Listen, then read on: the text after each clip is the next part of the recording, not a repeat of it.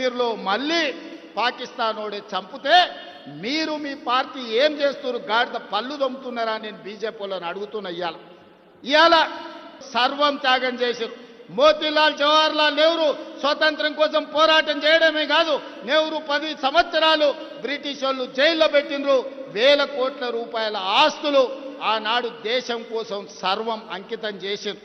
ఇవాళ 75 సంవత్సరాల తర్వాత కశ్మీర్ నుంచి కన్యాకుమారి నుంచి కశ్మీర్ వరకు 150 రోజులు 4000 కిలోమీటర్లు మండు టెండల్లో మంచు కొండల్లో పేద ప్రజల కోసం పాదయాత్ర చేసిన రాహుల్ గాంధీ ఈ దేశానికి నాయకత్వం ఇచ్చడానికి 75 ఏళ్ల తర్వాత సొంత ఇల్లు లేని నాయకుడు ఎవరైనా ఉన్నారు అనంటే మన నాయకుడు రాహుల్ గాంధీ గారు.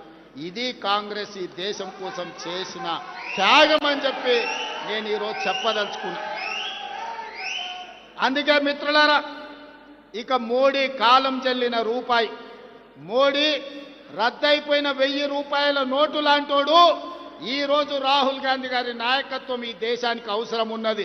రాహుల్ గాంధీ లాంటి నాయకుడు ఈ దేశానికి ప్రధానమంత్రి ఉంటే ఇందిరాగాంధీని ఆదర్శంగా తీసుకొని అపరకాలి ఆదర్శ మార్గంలో నడిచి పాకిస్తాన్ 2 ముక్కలు చేసి పాకిస్తాన్ ఆక్యుపైడ్ కాశ్మీర్ని హిందుస్థాన్లో చేర్పించుండేవాడు రాహుల్ గాంధీ లాంటి వాడు ఈ దేశానికి ప్రధానమంత్రి కావాలి. ఇక్కడున్న మనం అందరం ఈ వేదిక మీద నుంచి ప్రతిజ్ఞ చేయాలి. ఎప్పుడు ఎన్నికలు జరిగినా ఈ దేశానికి ప్రధానమంత్రిగా రాహుల్ గాంధీ గారిని గెలిపించాలి. అప్పుడే ఈ దేశం యొక్క రక్షణ కాపాడుతుంది, ఈ దేశానికి మేలు జరుగుతుంది.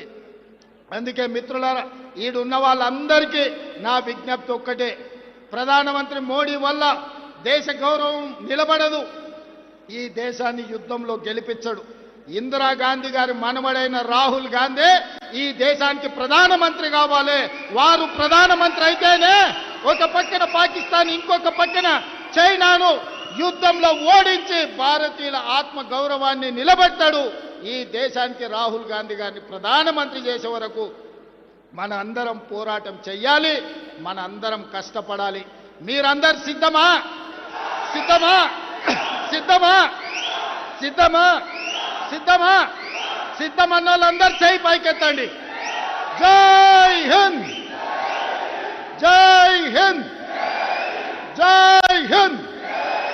ధన్యవాదాలు మిత్రులారా.